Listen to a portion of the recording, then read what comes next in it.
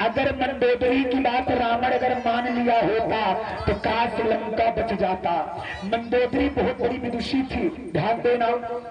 एक समय की बात है, अब बात कर दिए तो बात सुन लेते हैं। जिस समय रावण माता जानकी को लेकर के आया, अशोक वाटिका में रख दिया और आकर के 2 दिन, 1 हफ्ता, 2 हफ्ता, 15 दिन बीत गया, 20 दिन बीत गया। इसके बाद मंदोदरी की कक्ष में अर्थात महल में आकर रावण जोर जोर से रोने लगा।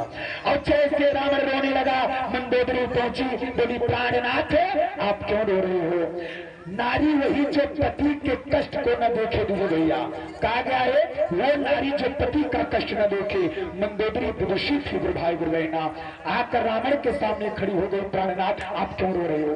रावण ने कहा कि मंदोदरी इतना दिन सीता को आए हो गया, लेकिन सीता एक भी बार मेरी तरफ नजर नहीं घुमा रही है।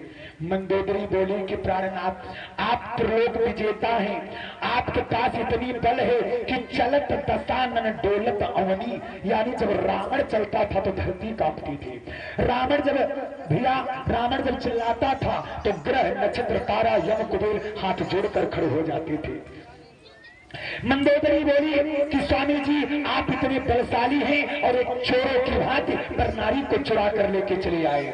यह सुन करके रावण द्रवित हो गया, बोला मंदोदरी मैं आपका यह प्रवचन नहीं सुनूंगा।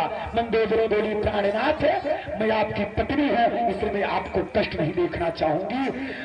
स्वामी जी अगर सीता या आपके तरफ ध्यान नहीं दे रही है, एक काम करो आप राम बन के चले जाओ, आप तो मायावी हो, राम बन के चले जाओ। इतना सुनते ही रावण और जोर जोर से रोने लगा। बोला मंदोदरी ये भी मैंने कई बार करके देख लिया। बोले क्यों, क्या हुआ?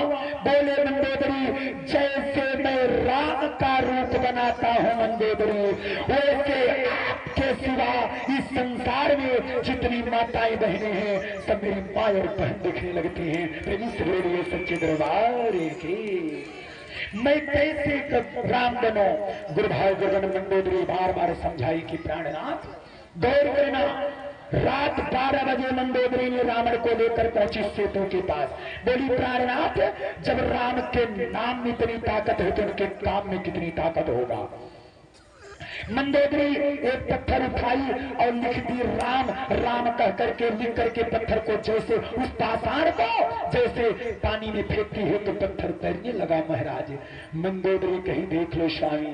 रावण तुरंत बगल हटा, पत्थर लिया और रावण लिख दिया, और रावण लिखकर जैसे रावण ने पत्थर फेंका पत्थर डूब गया। और जब डूबा मंदोदरी ने कहा प्राणनाथ अब आपका विकास नहीं विनाश